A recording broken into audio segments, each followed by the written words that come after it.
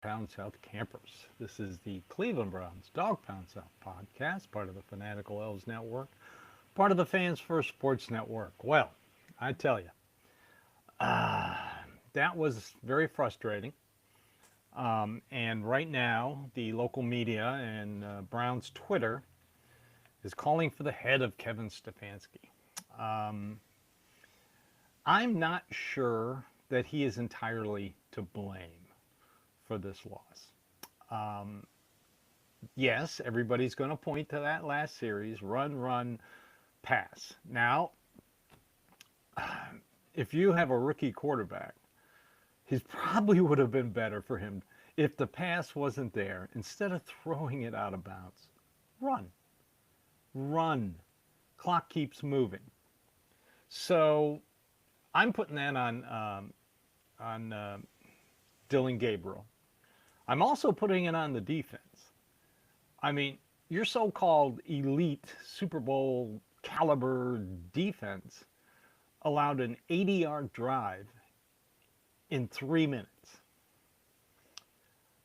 Give it up for Kevin O'Connell. He called a perfect game against this defense. He used their aggressiveness against them. I mean, as soon as they lined up on that one touchdown with the halfback taking the ball, I turned to my wife and said, he's going to throw it. You could see it a mile away. Why they couldn't see it, I don't know. But just the way the tight end was set up, I could see that a mile away. So yeah, I'm putting this loss on the defense. Um, there were times that they could have helped themselves, but they definitely hurt themselves with all the penalties. I mean, even in one, the series that everybody's pointing to, the series before that, on first down, KT Levinston gets called for holding. Okay? So I'm like, uh-oh, here we go again. Gabriel hits an 11-yard pass, first down. Quinshon Judkins, 14-yard run. All right, another first down. They're moving the ball late in the fourth quarter. Kevin Stefanski dials up a rollout pass, which Gabriel does very, very well, and he overthrows David Njoku, who had room to run. Okay, so is that Kevin Stefanski's fault? No, that was Dylan Gabriel's fault. He's a rookie quarterback. He's starting behind an offensive line that's had its fifth different combination in 5 days. I mean, in 5 games. So let's just fire Kevin Stefanski. That is so ridiculous. Who are you going to get to replace him? Just who? Who are you going to get to replace him? Andrew Berry and Kevin Stefanski are joined at the hip. Are you going to get rid of Andrew Berry too? The media tried to do that prior to the season starting, before the draft, complaining constantly, did polls on, little radio polls. Who do you support more, Kevin Stefanski or Andrew Berry? And Kevin Stefanski was winning 2-1. Everybody wanted to get rid of Andrew Berry. Well, Andrew Berry goes out and has one of his best drafts. And by the way, this draft, followed by the previous 2 years, he's had 3 good drafts. So now we want to get rid of Kevin Stefanski. Now the media is going to try to run him out of town. I am tired of this turnover. Yes, the offense hasn't done well, but look at the offensive line. Look at the starting quarterback position. And no, Shedeur Sanders is not the answer. He's not ready to play. You want to throw him out there. If you're a Sanders fan and you want to throw him out there, he's going to get killed. He's going to get killed. He showed that he regressed in between the first preseason game and the third preseason game. He looked good in the first one, but in the last one, playing with guys that he practiced with against guys who were now selling cars and insurance, he looked terrible. And you want to throw him out there? And no, Kevin Stefanski is not holding him down on purpose. There is no conspiracy theory. Dylan Gabriel looked good, but he also looked like a rookie. He made some mistakes. He's got to realize that late in the game, don't throw the ball, don't throw the ball away. Run it, keep it, run it. And I think that's what Kevin Stefanski told him as soon as he came off the field. Hey, you should have, and he had room to run. So, and this Minnesota defense is very good. They disguise things. They can try and confuse the rookie. But, you know, first series, they punt. Second series, they go right down the field and get a touchdown. Third quarter, they were moving the ball. Defense just could not stop Minnesota because Kevin O'Connell realized he had a backup quarterback with a replacement offensive line. They did quick hitting plays that took advantage of the Browns defense and their aggressiveness. Jim Schwartz needs to do something besides dialing up the pressure. Let's take a quick break. All right, the other aspect of this game was special teams. They were average.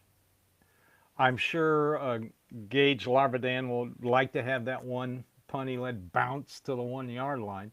Pick the damn thing up. I mean, he did it later, but you got to pick the thing up. Don't. I know he's a rookie, and they also they didn't cost the game, just like Gabriel. Gabriel had no turnovers. This was the game that you wanted drawn up. +2 in the turnover margin. Running the ball. Quinshon Judkins had a great game. He would have had more if the other rookie, Harold Fannin, hadn't held on a play. And if you go back and look at it, it really wasn't a hold. But then again, we're dealing with NFL officials, and they're partially blind. Keep your defense, put your defense on the field at a crucial time. That's where the failure happened. So let's fire Kevin Stefanski because Kevin O'Connell knew how to call plays against an aggressive defense. They did play a little zone. They were mostly man. And the Minnesota Vikings took advantage of it. What Denzel Ward, there's a couple times I'm just shaking my head looking at him. That last touchdown, where the hell were you, dude? Come on. I mean, if you're going to be a press corner, you got to press. Run with it. Don't give up. Run with a guy. There's one time where he tried to go for an interception and it turned out to be a completion. Okay, so I am not ready to get rid of Kevin Stefanski. I'm not going to get rid of Kevin Stefanski if I'm the Browns because I've been through enough turmoil in my life and I'm sick and tired of the turmoil. Stability, stability, stability. This year is just a wacky year. I mean, Patriots go into Buffalo and beat Buffalo. Oh, and by the way, they weren't going to fire Kevin Stefanski and keep Mike Vrabel. I'm sorry, they just weren't going to do it. I mean, I've seen some crazy crap on Brown social media. I mean, and of course the Baker boys. Oh my God. Andrew Berry ran him out. Paul D. Podesta ran him out of town. Baker Mayfield got Baker Mayfield run out of town, according to Baker Mayfield. He admitted it was his fault he got traded from the Cleveland Browns. All right? I don't know why you people can't understand that. Yes, he's finally found his way in the football life. Wonderful. He's going to win MVP. I don't care.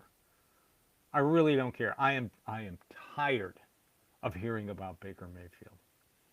Why? Because he doesn't play for the Cleveland Browns, and the reason he doesn't play for the Cleveland Browns is because of Baker Mayfield. Okay, I'm done with my rant for today. Now it's Pittsburgh Steelers week. I'm glad Dylan Gabriel has a game under his belt before he goes into Pittsburgh. He is going to see another good defense. Not as good as Minnesota, but they're still good. But what the Browns need to do is look within themselves and figure out how, because this is essentially 2 weeks in a row that the Cleveland Browns defense failed to stand up in certain situations, important situations in the game. So yeah, I'm gonna blame Jim Schwartz. He's stubborn, and sometimes you got to get away from what you do to stop another offense who's taking advantage of you. All right. Okay. Well, that's it for today. Um, I hope everyone has a wonderful day. It's looks like it's going to finally rain here in Nashville, which is something we desperately need. So this has been the Cleveland Browns Dog Pound South podcast, part of the Fanatical Elves Network, part of the Fans First Sports Network. Thank you for watching, listening, following, and subscribing. We're just Browns fans just like you, as you could tell with my anger and frustration today. But, I still think this team is going to win more than 3 games. So, and that would be an improvement. 6 wins would be an improvement. But all you get rid of Kevin Stefanski fans, I don't think it's going to happen. And it shouldn't happen. So everybody, have a great day and go Browns.